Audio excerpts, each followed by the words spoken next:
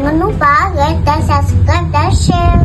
Hai adik-adik, jumpa lagi bersama kami channel YouTube Playing Together.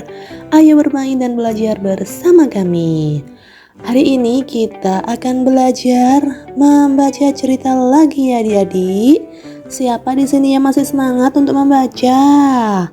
Oke, tapi jangan lupa like, subscribe, and share ya semua video kakak di channel YouTube ini Playing Together GS. Oke, tak menunggu lama kita mulai saja ya ceritanya. Di sini ada kisah 3 babi kecil. Oke, kita buka saja.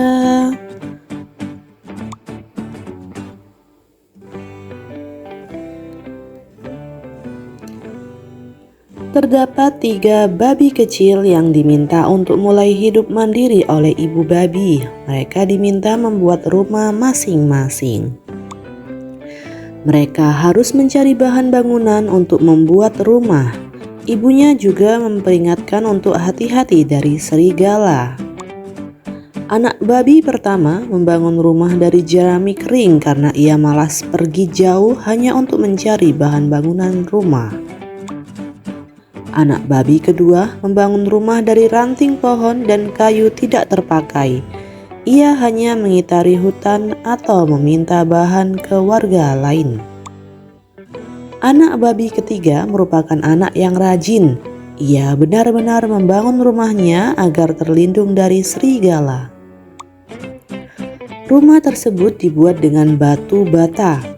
Anak babi kecil ketiga dengan sabar menyusunnya satu persatu agar rumahnya kuat.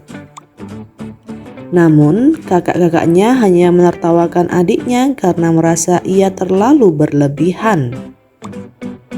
Suatu hari, serigala yang kelaparan keluar untuk mencari mangsa. Seluruh warga panik dan mulai berlindung. Serigala menghampiri rumah anak babi pertama. Dalam sekali tiup, rumah tersebut hancur. Anak babi pertama segera kabur ke rumah adiknya. Rumah anak babi kedua pun dengan mudahnya dihancurkan serigala dengan tiupannya. Ini membuat serigala tertawa dengan puas. Anak babi pertama dan kedua segera berlindung di rumah anak babi ketiga. Serigala pun langsung meniup rumahnya, namun sia-sia karena rumah anak babi ketiga sangatlah kuat. Serigala pun kelelahan dan memilih untuk menyerah dan pergi. Ketiga anak babi selamat dari terkaman serigala. Anak babi pertama dan kedua meminta maaf kepada anak babi ketiga. Mereka pun hidup di rumah tersebut dengan bahagia. Dari cerita ini pesan moralnya dapat dipetik yaitu berusahalah dengan tekun, maka kamu dapat memperoleh hasil yang lebih baik. Seperti itu ya adik-adik, jadi kita segala hal harus diusahakan dengan tekun ya adik-adik. Kita harus mempunyai prediksi-prediksi di masa depan seperti apa untuk melangkah segala kegiatan kita. Oke adik-adik, jangan lupa jangan menyerah dan tetap semangat. Oke, cerita selanjutnya yaitu Ladana dan Kerbaunya dari Sulawesi Selatan. Alkisah, terdapat seorang petani dari Toraja bernama Ladana yang sangat cerdik dan terkenal di desanya. Walaupun cerdas, tetapi kecerdikannya seringkali membuatnya kurang populer di masyarakat setempat. Ia suka memperdaya orang lain.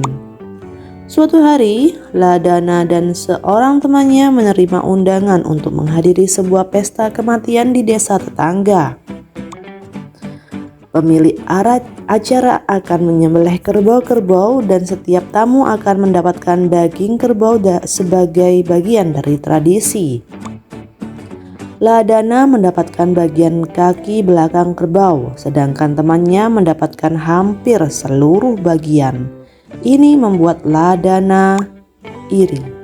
Ia mengusulkan kepada temannya untuk menggabungkan seluruh daging mereka dan menukarnya dengan seekor kerbau hidup. Alasannya, penukaran ini agar mereka bisa merawat kerbau hidup sampai gemuk, baru menyembelihnya.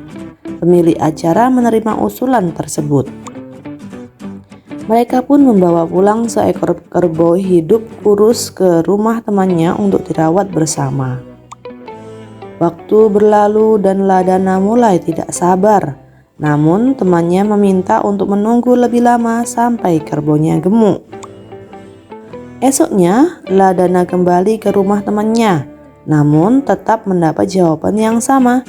Perasaan iri dan serakah terus menghantuinya. Ladana meminta untuk memotong bagiannya dan temannya bisa lanjut memeliharanya.